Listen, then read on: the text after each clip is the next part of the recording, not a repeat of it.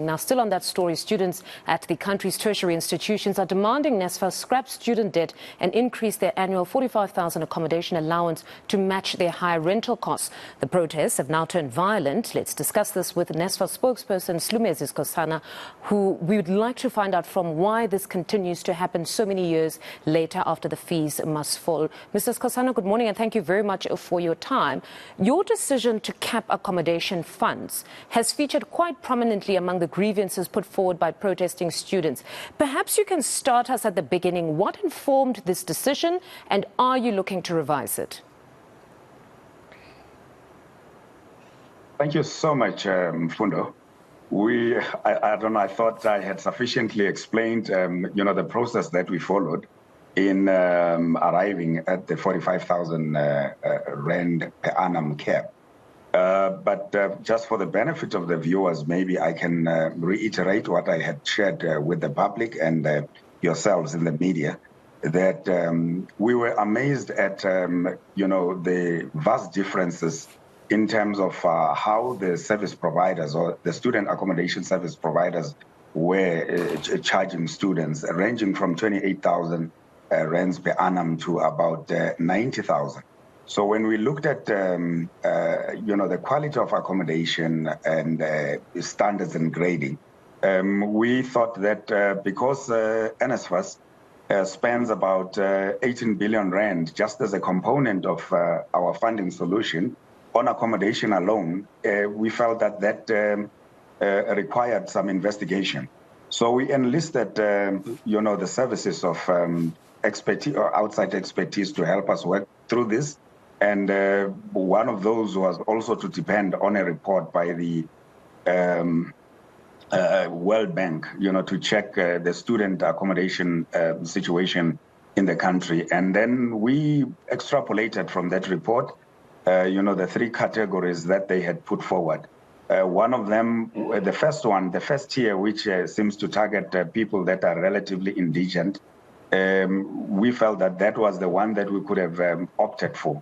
But then the middle one, which was suggesting that it would be accommodation for people earning, or rather people that are able and willing to pay between 3,500 and 4,500, was the market that that NSFAS was willing to play in. Because remember, Mfundo, we know best, I think, who our beneficiaries are. The beneficiaries or the recipients of NSFAS funding are people whose parents are earning or whose families are earning less than 350,000 for starters. And secondly, these are the individuals or the youth that are dependents of dependents, meaning that their parents are SASSA dependents themselves. And so these are the poorest of the poor. And these are the beneficiaries that whenever something goes wrong on campus, they have no Rakhadi or Malume to fall back on. They just have NSFAS. So it was important for us to say affordability of accommodation is extremely important. And if we were to pay a 9,000 rand or 7,500 for a student who occupies just one room, when 9,000... Sometimes they share that room. Yeah, and sometimes they share that room. And then we felt that we needed to step in there. I think as NSFAS, we are the last people to ignore the plight of the students. We are empathetic and sympathetic, to the cause of the students. They know that, and we understand that. But what I can also share with you, Mfundo, is that the plight is actually deeper than you realize. It is very easy to dismiss the students' protests as something fleeting. But you would know from your experience that students, as much as they may be a transient entity on campuses that is lasting 3-4 years, but their protests are often a reflection of the contradictions out there in the society. You would remember their role in 1976, their role in 1986, and their role in 2015, and so on. So we're taking that very, very seriously as NSFAS. And we do everything behind the scene to make sure that these issues that they are raising are taken care of. And as I'm talking to you right yesterday, we had a meeting with SAUS, the National Student Union representing all SRCs. And there are certain points of agreement that we reached that we are going to follow through on. Because the students had initially proposed deregistering of those off-campus accommodation that doesn't fall within the maximum offered by NSFAS. I mean, your views on that alone, because you've discovered that indeed it is a reality on the ground. There are those that are charging those exorbitant prices. So what have you decided insofar as that is concerned? What we decided to do, Mfundo, we went ahead with the accreditation of private accommodation establishments. Like yesterday, we had a workshop in Cape Town hosting about 150 student accommodation service providers, workshopping them through, the processes that they need to go through, to be accredited. Because you'll remember previously that the accreditation of both university-owned and privately owned accommodation establishments was done by institutions. But then we had to step in for the reason that I have just explained, because we picked up that there was seeming collusion by landlords, and the landlords were not, sympathetic, to the plight of our students. Like in other cases, you would find a situation where whenever, due to situations beyond the control of the student, whenever a student asked to stay 3 days longer because he took his exams rather late, the service provider or the landlord would just say, it's time for you to vacate, the residence. And we felt these people are in this to profit here and nothing else. So, that is why we came up with this process of accrediting private institutions, because we realized that these private institutions could come in and help us alleviate the shortage of beds. Actually, the problem is even much bigger, but I heard the speaker, or rather the spokesperson for Wits University, highlighting the fact that there's a meeting, to the best of my knowledge, tomorrow by the Department of Higher Education, as well as the representative of the affected universities.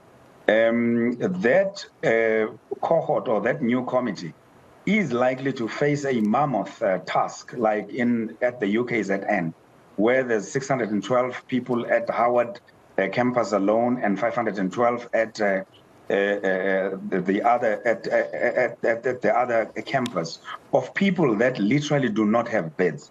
So, Mfundo, the problem is not so much whether there is availability of beds that are unaffordable.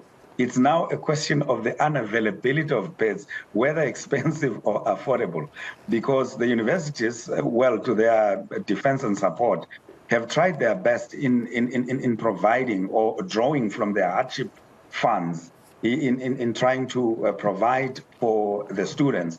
But there's a practical reality that we are not able to escape, where even when there could be a funder from anywhere, the beds are just not available. Just like the situation I've described at UKZN, of course, with the benefit of information that we got from SAUS, that already there's an estimation of the need for 2,000 beds between the two campuses, and now where do you start?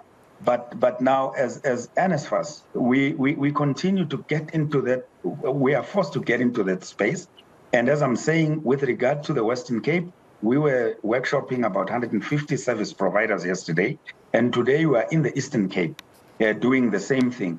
The idea is that we want to bring on board as many service providers as possible, and inform them about how to get on board and assist us in the dilemma that we have of insufficient supply of beds. All right. Now, just before I let you go, how is the appeals process coming along? Have you concluded? Because that was another concern of many students who said, the schooling year was now commencing, but they were still waiting for responses on their appeals.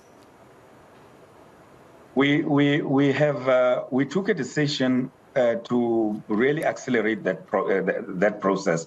We have not concluded the appeals process, but what we have done for cases that our system is able to process, it's a push of a button, and in that way we are able to process about 26,000 appeals a day, which I've just, the number escapes me as to how many appeals we have so far received, but the unique cases that have been put forward by the students, which are the cases that are going to be dealt with by the independent appeals tribunals. Those are the sticky ones. There might be delays in processing those ones, but the appeals, the independent appeals tribunal is meeting in the next, I think, 48 hours to identify those unique cases that need addressing. But for the ones that are sort of administrative, such as affordability or such as academic eligibility and so on, those ones can be dealt with fairly quickly. And we, in fact, gave ourselves a deadline of finishing with the appeals within the next 2 weeks. We do take note of the fact that there will be some students will be delayed in starting or in commencing with their academic studies, but that's at the moment the reality that we're dealing with.